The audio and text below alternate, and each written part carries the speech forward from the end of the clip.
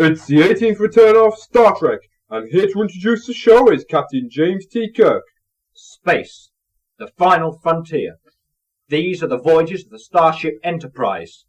Its 5-year mission to seek out new life and new civilizations, to boldly go where no man has gone before. Oh, Captain, really? Not on duty, please. Sorry, Doris. Mr. Spock, can you give us a sensory report on the unidentified alien object? The object is approaching us rapidly at warp factor 2.83. It is cylindrical in shape and is approximately 8 inches in length and 2 inches in diameter. Captain, that can only mean one thing in this quadrant of the galaxy. What, Scotty? It's a British rail sausage. Nothing else would be tough enough to survive in deep space. The sensor reports seem to verify Mr. Scott's hypothesis, Captain. The object is incredibly dense and fantastically old. Increase speed to warp factor 3, Mr. Sulu. We'll run it. Aye, aye, sir. Captain, I suggest, in view of the situation, that it might be advisable to send a landing party down to the planet. What you on about? There isn't a planet within 10 light years of here. There is, Captain. That one, there. What one? Where? That one. I still can't see it. Look, up there, top right-hand corner of the screen. Yes? There, just next to Pollux. What? Pollux. It's a star. Oh, that's all right then. I thought you said... Mr. Scott! Not in front of Doris, please. Yes, I'm with you now, Mr. Spock. Good idea. Dr. McCoy and 2 expendable crewmen to the transporter room immediately, please. Mr. Scott, you have the comm. The what? You have the comm, Scotty. Sorry? The comm, you know. Command in my absence, okay?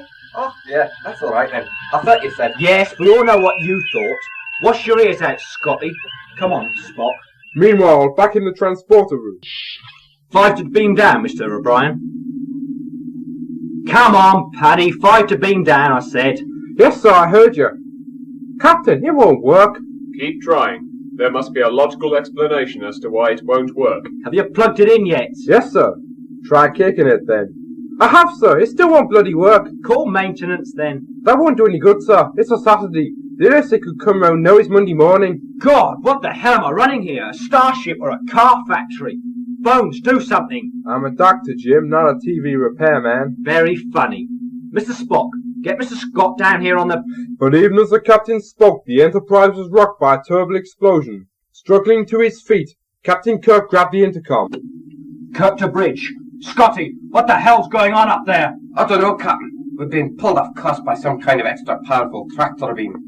Put in full reverse thrust on the warp engines then. I already have done. There's just no more power in the engines. The matter induction tube's been connected up to the iambic pentameter incorrectly. If we put in any more power, she'll blow up, or in. Can you reconnect it in time? I can't do that, Captain. It's a Saturday and I'm in the Union. And besides, there's no time. It's a job for the garage at the next 10,000 parsec service. Captain, at times of stress, it is important that you do not panic. The whole crew looks to you for guidance.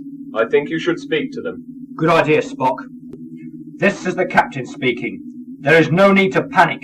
The situation is already under control. There is nothing to worry about. Well, not much anyway. The doctor is going to give every crew member a shot of oval trisiliconate, so he won't give a damn what happens anyway. Kirk out. How was that, Mr. Spock? You are a marvellous liar, Captain. Thanks. I'm going out to the bridge. Come on, Spock. Jim, they'll all be queuing up in sickbay for shots now. What'll I give them? It doesn't matter, Bones. Just make sure it isn't laxative. I want every man at his post 24 hours a day. The next 3 episodes are going to be tough on all of us. Meanwhile, back at the bridge. Mr. Scott, have you identified the attractive force yet? What do you mean, Captain?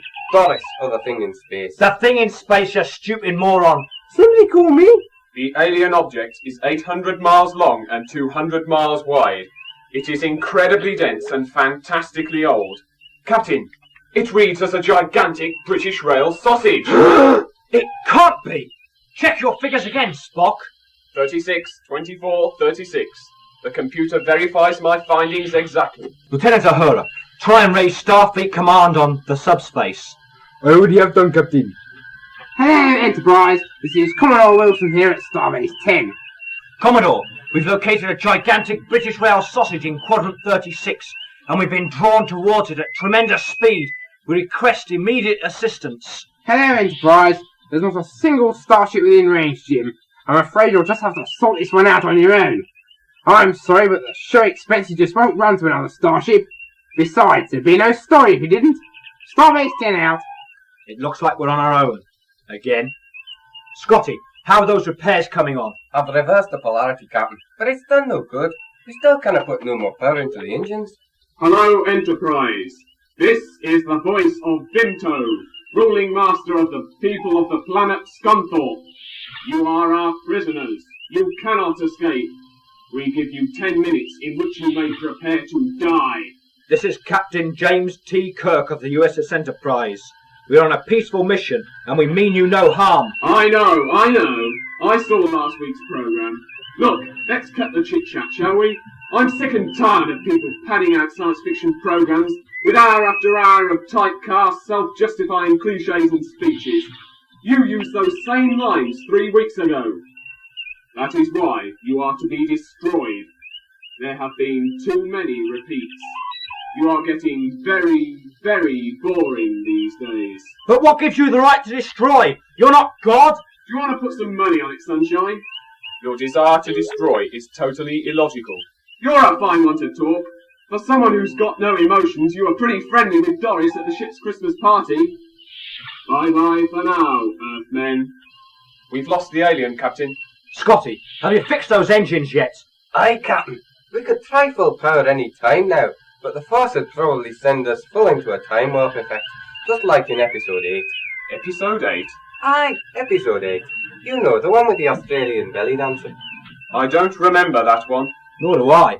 OK, Scotty, try the full reverse thrust on my command.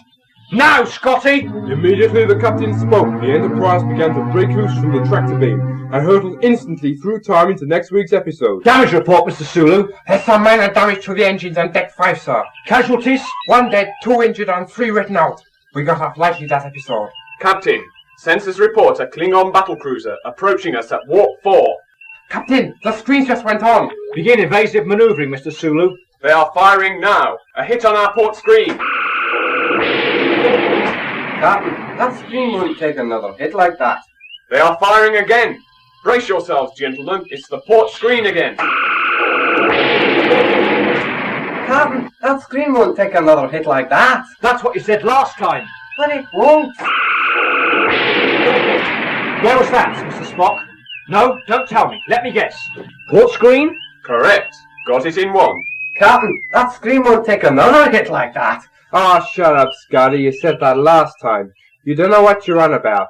The ship's cat's a better engineer than you'll ever be.